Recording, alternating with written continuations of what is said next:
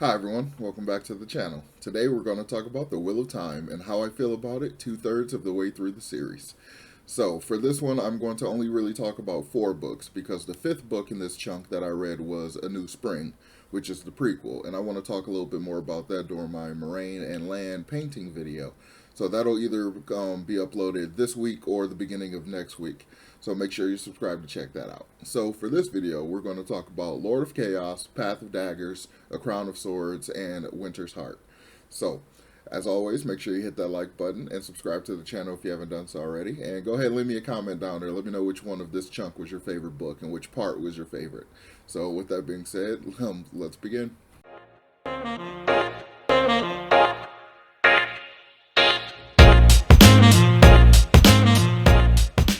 So for this chunk of the series, I am pretty much into the slog, and it is kind of the middle part of the series. And for me, it honestly does feel very medium. It feels very mid, which is a little annoying to me, and I feel very conflicted about it because some of the biggest things that happens in the series happen in this chunk of books. So for the fact that it feels very like underwhelming, very mid tier, despite all that stuff that happens in it, is kind of disappointing to me. I would expect the books where we have huge events like cleansing the One Power and freaking using the Bowl of the Winds and curing and finding a way to reverse stilling and gentling and all that stuff. I would expect all of this stuff to be huge, to have gigantic ramifications, and to almost be brought up in every book that comes later. But because of the nature of the gigantic cast and just how sprawling the series is, it makes that kind of thing almost impossible. Because when a thing happens, we basically have to jump to the other side of the world to interact with these characters who have no idea or concept of what happened. So like they don't know at all and probably won't know for multiple books. So it's something that kind of drags everything down. Something about the pacing of these books like really takes a lot of the fun out of it because like I said, some of the major things that happens we get like so much just we get so much like feet dragging after it happens and in the in between parts of it and stuff. So it just really kind of brings it all down for me. So this chunk is also where the slog is supposed to be. So apparently the slog is from about book 7 to about book 10. Some people include book 6 and book 11 into that slog as well. But for me, book 6, I don't consider that a slog, Lord of Chaos, because the pacing in that book was so well done leading up to the huge battle of Demise Well that it doesn't feel like a slog for me. Even though a lot of the stuff that was happening early in the book felt very slow and it was very like slow and methodical and kind of taking its time, it didn't really feel like a slog to me. It just felt like, yes, we are definitely building up to something. And the fact that it paid off really is kind of what encapsulated the fact that it doesn't feel like a slog for me. So to me, Crown of Swords really felt like the true beginning of the slog for me. Everything that happened in that book felt very inconsequential. A lot of the events that were taking place didn't seem to have gigantic ramifications. It was just a lot of character stuff. And while character stuff is awesome and we love our character development and we obviously need it for a story like this, it's just a lot of the stuff that happened and I didn't care for. That was the book. I was really mad about the way they treated Matt and just the nature of all of this stuff that was going on. It just didn't feel like it was pushing the main story forward pretty much at all. So I didn't really enjoy it at all. I think that's definitely my least favorite book in the entire series so far. And it's almost purely due to what happens to Matt. So but also, that was like the first book where we get a situation where Rand ends up fighting a Forsaken. He's fighting Samael, I believe, and we don't get a body. We don't get proper definitive confirmation that he's dead. So to me, that means that he either has to come back or that was just handled very sloppily. If he actually is dead and gone, or is in a situation where the Dark One can just give him another body again, but I don't think you can if you die from Bellfire. I might be mistaken on that, but the situation where we are pretty sure he's dead, but we don't know that he's dead. It's even less sure than Lanfear and Moraine, because at least in that situation, we got prophecy about it, we got water bonds being broken and all this kind of stuff, and we see them go through the Terangrial, the gateway thing. And like, so to me, that feels a lot more definitive as far as their deaths than Samael's death does. So I am expecting him to either show up under a different name or to just, have not been dead or something like that. And he just, so if he doesn't show back up, that's just going to like lump more disappointment on this section of books. So, and then the books following that, we don't even get like a fight with the Forsaken. We really kind of focus on these other things, like the Bowl of the Winds. So for me, the Bowl of the Winds situation, when we first figured that out, I believe in Lord of Chaos, like I was really expecting them to find the bowl by the end of the book, and then maybe the following book it'll get used. I didn't expect the Bowl of the Winds to be so drawn out and so put on the back burner and everything like that. It really, at the end of it, it really felt just like an excuse and a conduit to introduce the kinswomen, which is just going to be the retirement program for the Aes Sedai.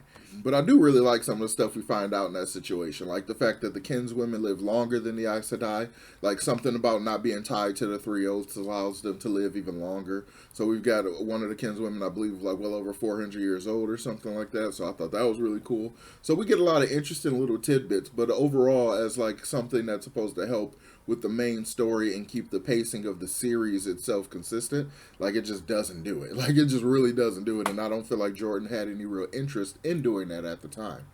We also get cool little tidbits like Nynaeve getting through her block, like so now she doesn't need to be angry to channel anymore. So that, along with the fact that she's basically the one to discover stealing, like makes her incredibly powerful. So I kind of expect to see some of that play out more, but it kind of does, but not really. Like she immediately gets land back, and so she's like, "Oh, a lovey-dovey kind of thing now." Well, not even really, but like she kind of, I don't know, a lot of her power arc, her story arc for her power seems to be kind of concluded. She doesn't have her block anymore. She's done some of the most amazing things that any Aes Sedai in history has done. So it's like maybe her power level is going to cap out, I guess, at this point. Well, after she does what she does with Rand, but I don't know if I consider that, the nature of her being powerful, considering she had the Chuadan Call and, using the Sangreal and the Tangreal thing that made her be able to control so much of the power. So I don't know if that should be a part of her power scaling or anything. And there's also some interesting stuff in these other books, like 7 and 8, mostly I'm thinking about, that have some like what's the word I'm looking? Have like foreshadowing type elements. Like when Rand gets his second stab from Padan Fane, that second dark injury or whatever, that second dark magic injury, and the nature of the way it affects the injury on his side or whatever, the way those two types of dark magic kind of like attract slash like have a magnetic repulsion effect to each other. Like in hindsight, it's very clear that that was trying to set up some of the way that they end up dealing with the taint on the one power. So I kind of appreciate that in hindsight, but at the time I just really didn't understand it. I just didn't get it. I was like, okay, so I guess the point of this is to show that the Ashaman heal differently and probably have stronger healing abilities because they use the other weaves or whatever. They use like fire and earth and all that stuff more so than water and wind like the Aes Sedai do. And, so I thought that was kind of the point of it. It didn't occur to me until after the fact and after I read all of you all's comments about on Winter's Heart about the whole nature of cleansing the one power. Like it all kind of made sense using those two opposite dichotomies or whatever to kind of pull the taint off of the one power and everything. So it kind of makes sense. I guess that's a good excuse to go ahead and jump into Winter's Heart. I want to talk a little bit about the way the power was cleansed. So in my review for that part of the book, I was explaining to y'all, I didn't really understand what happened. It wasn't explained very clearly to me, but thanks to y'all comments, I understand it better now, and I think I kind of got it. So when I was listening to the audiobook, I didn't quite get what's happening with the conduit. And because I'm very much a visual learner. I understand things in a very visual perspective. I need pictures, basically. So the way it was explained, I didn't quite get it because the conduit to Shadar Logoth was made of Sidene, but they were so I didn't quite understand it. I didn't understand it physically the way it would work. So here's my assumption as to the way it works, right? So this is my understanding thanks to you, all of your comments, and as well as a little bit more research I did. So Rand creates a conduit to Shadar Logoth from Sidene, which is not necessarily like the way I was thinking. It's like putting a thread of the power attached to the location or whatever. It's kind of it's like that, but it's not kind of like that. So the conduit itself is like the conduit, but he uses Sidar to put up like a filter screen between Sidene, the conduit, and Shadar Logoth. So he's then using the Chuadan Call to take, so much of the one power. So he can use so much of Sidene to push it through Sidar. And the magnetic repulsion of the two types of dark energy causes the taint to be pulled off of the one power as it's pushed through the screen of Saidar. So that causes like Sidene to go off and be normal, and then the darkness to get pulled into Shadow Logoth. And because those two types of power are opposite, they basically have a antimatter, regular matter explosion reaction, and it causes the crater that is now Shadow Logoth, or formerly Shadow Logoth. So I think that's what happens, if I understand it correctly. So something about the nature of the conduit being the power that was also a part of the power that's getting pushed through the screen kind of threw me all off completely. So, but now I kind of feel like I do truly understand what happened a lot more, and I appreciate all of you in the comments letting me know and like making it make a lot more sense. You all explained it better visually than they did in the book. But something else that happened in that book that I don't think I really touched on was the nature of the fact that Rand and Nynaeve got to experience the powers, through each other's perspective. So Rand got to experience Saidar, and she got to experience Sidene and stuff. So I thought that was really cool. We got like that walk a mile in each other's shoes situation happening. So that was really nice. And apart from that, there's like another little small thing, like the Golem. Like I almost never even talk about him in my other reviews. But like I think that creature is so cool and so interesting. And I think the nature of that creature has to be the origin of the Foxhead Medallion. Like, people had to have encountered those creatures before, right? And wanted to mimic their protection against the one power, or, just how powerful they are. They wanted to kind of take on those attributes. So at some point, somebody created a Tarangreal, which I assume is what Matt has, like, that has that effect. So in the same way that thing is immune from all channeling, Matt is immune from channeling. So I wonder if there's other little aspects of those creatures that people try to adopt onto themselves. So maybe there's people with other little, like, maybe Tarangreal that allow them to slip through small spaces or something like that. I don't know. But I think that creature is pretty cool. But I kind of want them to come back. My only issue is that when they explain it, they kind of explain that the Dark Ones are, like the Dark Friends are afraid of these creatures. So there's only so many of them. So, like, they won't even get truly used, like, the way that I would like them to be because of the fact that they are afraid of them. Because by their immunity to the one power, they're technically a threat to the Forsaken. So it's just another thing that, like, piles on the Forsaken's, like, ineptitude, in my opinion. Because a lot of them are very inept, mostly because there's just so much inner bickering and stuff.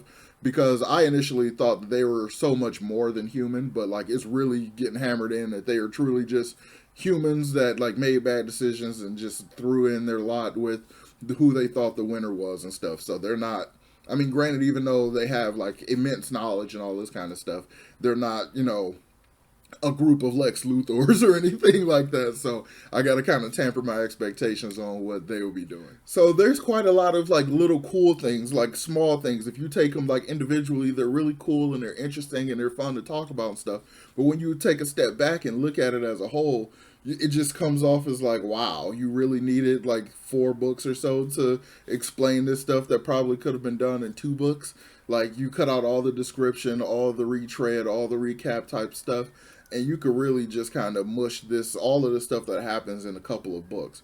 But the pacing of that would be really weird because, like, imagine in 2 books we cure Stilling, find the Bowl of the Winds, use the Bowl of the Winds, and then in the next book we cleanse the one power.